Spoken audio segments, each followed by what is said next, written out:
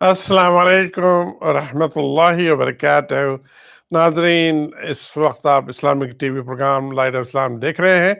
और पहले सेगमेंट में हमने बातचीत की थी पाकिस्तान की जो आज़ादी है 14 अगस्त को, और उस ताल्लुक से किस तरह से आज़ादी हासिल करने के लिए लाखों मुसलमान जो इंडिया से पाकिस्तान माइग्रेट कर गए थे, उन्होंने अपनी जानों की कुर्बानी दी थी। किस तरह से लाखों लोग जानों की कुर्बानी दी थी। और जनाब मौलाना साहब से हमने ये सवाल किया था, क्या इन्हें उस शहीदे के मर्तबे को इनका वो कह सकते हैं कि ये शहीद है। तो मौलाना साहब मौजूद है, इंशाल्लाह उनसे ये इस सवाल का जवाब पूछेंगे। जी जज़ाकुमुल्लाह। अस्सलामु अलैकुम नाज़रीन गिरामी। सवाल ये है कि जिन लोगों ने इस ममलिकत खुदादाद पाकिस्तान की बुनियाद में अपना खून दिया है और अपनी जानों के नजराने पेश किए हैं, उनमें जहाँ नौजवान मर्द हैं, बूढ़े मर्द हैं, वहाँ हमारी माएँ भी हैं, बहनें भी हैं, बेटियां भी हैं, हत्ता कि इन्फेंट और छोटे बच्चे भी हैं। मैं ये बात बड़े यानी वसूख से नहीं बल्कि बड़े एतमाद से बात बहुत बड़े एतमाद से बात अर्ज कर रहा हूँ कि जो लोग उनकी शहादत में शक भी करे, उसको अपने जहन को देखना चाहिए कि उसके जहन में गलाजत तो नहीं भरी हुई।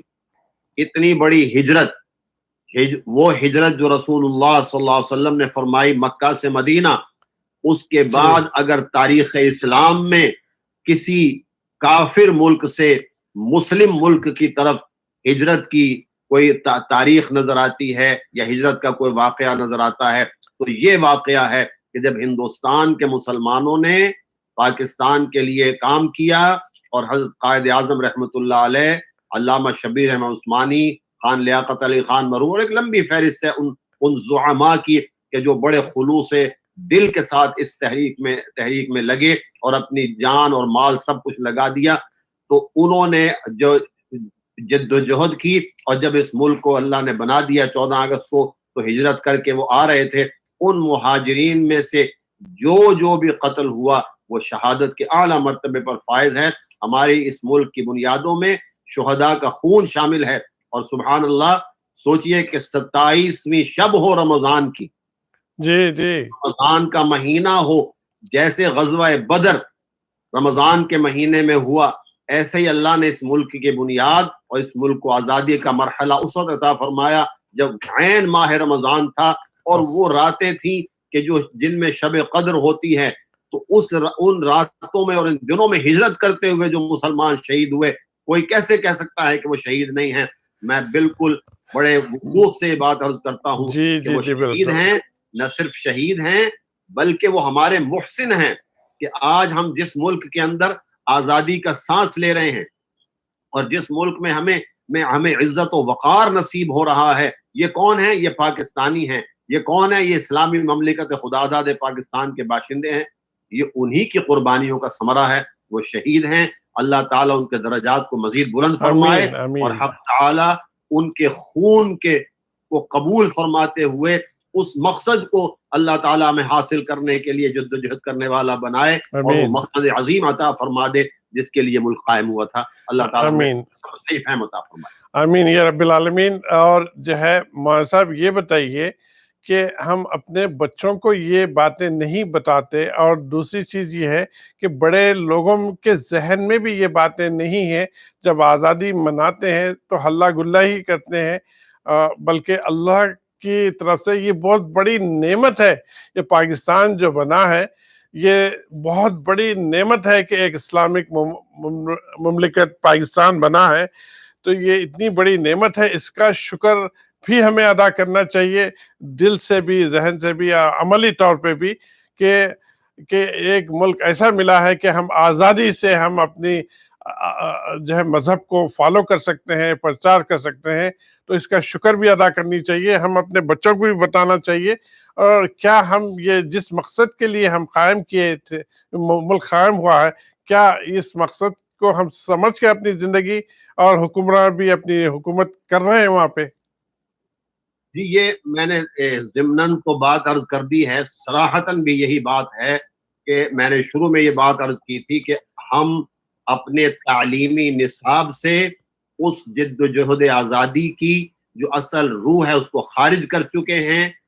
کسی کوئی زمانہ تھا کہ جب تاریخ پڑھائی جاتی تھی اور پاکستان کی آزادی کے واقعات اس میں نقل ہوتے تھے، اور استاد پاکستان کی آزادی کے واقعات یعنی اپنی کلاس میں اور اپنی جماعت کو بتایا کرتے تھے بچوں کو۔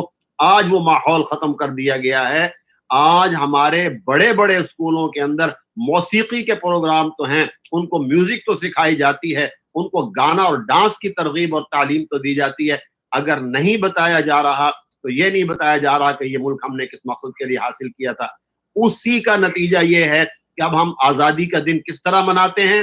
اپنی موٹر سائیکلوں کے سائلنسر نکال کر، اپنی گاڑیوں کے سائلنسر نکال کر، اور معاف کیجئے جو بےہودگی اور بے حیائی کے مناظر اور مظاہر دیکھنے میں آتے ہیں، العیاذ باللہ ثم العیاذ باللہ، یہ آزادی کا جشن منانا نہیں ہے، یہ تو ایک طرح کی ہوس پرستی کی فضا کو قائم کیا جاتا ہے۔ اللہ ہمیں اس سے پناہ عطا فرمائے اور صحیح آزادی کا جو مفہوم ہے اس کو سمجھنے کی توفیق عطا فرمائے۔ آمین آمین۔ یہ ذمہ داری تمام لوگوں پر ہے، اور بالخصوص ان زعمائے حکومت پر ہے کہ جو حکومت چلا رہے ہیں، کہ وہ لوگوں کو تاریخ بتائیں۔ ہم یہ تو بتاتے ہیں فلاں جگہ ایسا ہو گیا، فلاں جگہ ایسا ہو گیا، فلاں جگہ ایسا ہو گیا، لیکن کوئی زعیم ملت اور کوئی ملک کا مقتدر شخصیت یہ قوم کو نہیں بتاتی کہ کتنی قربانیاں دی تھی۔ بس جی مبارک ہو ہم آزاد ہوئے تھے، مبارک ہو ہمارا 72واں یوم آزادی ہے۔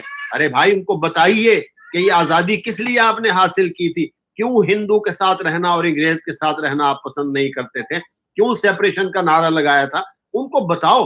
کسی ایک آدمی کی زبان سے بھی تو شکر کا کلمہ نہیں نکلتا کہ قائد اعظم کا شکریہ ادا کرو، لیاقت علی خان کا شکریہ ادا کرو، علامہ شبیر احمد اور علامہ ظفر عثمانی کا شکریہ ادا کرو، اللہ کا خواجہ شکر ادا ناظم، کرو۔ کوئی ہے بات ہی نہیں ہے۔ جی میں تو سوائے یہ اس کے میں کہ تو میں اپنے ہمارے آپ کو نمایاں کر رہا ہوں کہ میں یہ ہوں، میں وہ ہوں۔ آپ کچھ نہیں ہیں، آپ کو اس ملک نے کچھ بنایا ہے، اور ملک کس مقصد کے لیے حاصل ہوا تھا لوگوں کو بتایا نہیں جاتا۔ کون سا ایسا یعنی رہنما ہے کہ جو بیٹھ کے بتاتا ہے کہ ہم نے یہ ملک اسلام کے لیے لیا تھا، جی جی یہ بالکل پاکستان کے لیے؟ بالکل یعنی بالکل۔ میں تو یہ سن کر شرم سے سر جھک جاتا ہے جب کچھ بڑے بڑے لوگ جن کو قل ہو اللہ پڑھنی نہیں آتی، جن کو پہلا کلمہ صحیح نہیں آتا، اور وہ ملک کے بارے میں بات کر رہے ہوتے ہیں، اور پھر یہ کہہ رہے ہوتے ہیں کہ چونکہ مسلمان اکنامکلی اسٹرانگ نہیں تھا ہندوستان میں۔ کون کہتا ہے اسٹرانگ نہیں تھا؟ نواب حیدرآباد کے نواب کو دیکھیے جنہوں نے آپ کو بجٹ پاکستان کا عطا کیا، اور کتنے لوگ تھے جنہوں نے پاکستان کو امداد، بہاولپور کے نواب کو دیکھ لیے۔ تو یہ ایک اتنی بھیانک تصویر پیش کرتے ہیں لوگوں کے سامنے کہ وہ مقصد دب کے رہ جاتا ہے، اور ایک مال اور دولت اور پیسہ بس یہ سامنے رہ جاتا ہے۔ بس اس لیے ہمیں چاہیے، جی بات مکمل کیجیے۔ جی ہمیں یہ چاہیے کہ آج کے دور پر اپنے بچوں کو اپنی ہسٹری بتائیے، جی جس طرح سے ہم یہ ملک حاصل کیے ہیں۔ اور دوسری چیز، یہ امپورٹنٹ چیز یہ ہے کہ یہ ناچ گانے، یہ میوزیکل کانسرٹس تو ہو رہے ہیں، یہاں بھی ہو رہے ہیں، پاکستان میں بھی ہر محلے میں ہو رہے ہوں گے۔ اس کو تو مطلب کیا کہہ سکتے ہیں، لیکن کم از کم مساجد میں یا اپنے طور پر اللہ کا شکر ادا کریں کہ ایک ملک ہمیں ملا ہے جہاں ہم آزادی سے اپنا ملک۔ آج دیکھیں ہندوستان میں مسلمان اپنی آزادی کھو بیٹھے ہیں، کوئی مسلمان ہوتا ہے تو اس کی پیٹائی کی جاتی ہے۔ آج کی نیوز ہے، کل کی نیوز ہے، جو ہے اپنے ناگپور میں یا کوئی بامبے کے قریب ایک شہر ہے، وہاں جو رکشہ چلاتا ہے بیچارے کو، اس کو پیٹا گیا اور اس کو باندھ کر پورا محلہ پھرا گیا۔ وہ کفرانے الفاظ سے اس کو زبردستی بولنے لگا۔ یہ چیزیں پاکستان میں بڑی آزادی ہے نہیں ہوگی۔ اس کو ہم بہت شکر ادا کرنا چاہیے اللہ سے، اور شکرانے کی نماز پڑھنا چاہیے، اور جو ہے اللہ کے قریب ہونا چاہیے، اور اللہ کے حکم پر اپنی زندگی کو ڈھالنا چاہیے۔ جی جی میں یہی عرض کر رہا ہوں کہ جو کچھ ہو رہا ہے، موسیقی اور یہ پروگرام اور گانے اور ناچ گانا، یہ مقصد نہیں تھا ملک کے حاصل کرنے کا۔ بجائے اس کے کہ ہم سجدہ شکر بجا لاتے عبادات کا اہتمام ہوتا, قرآن خوانی کا اہتمام ہوتا. ایک زمانہ مجھے یاد ہے کہ ریڈیو پاکستان پر اور ٹی وی پر اعلان ہوتا تھا کل قرآن خوانی ہوگی اور یہ ہوگا وہ ہوگا. اب وہ ساری باتیں ختم ہو چکی ہیں. جہاں تک مقصود بھائی مساجد کا تعلق ہے, میں خود پاکستان میں ایک مسجد میں خطیب رہا ہوں, بلکہ 2 مسجدوں میں خطیب رہا ہوں.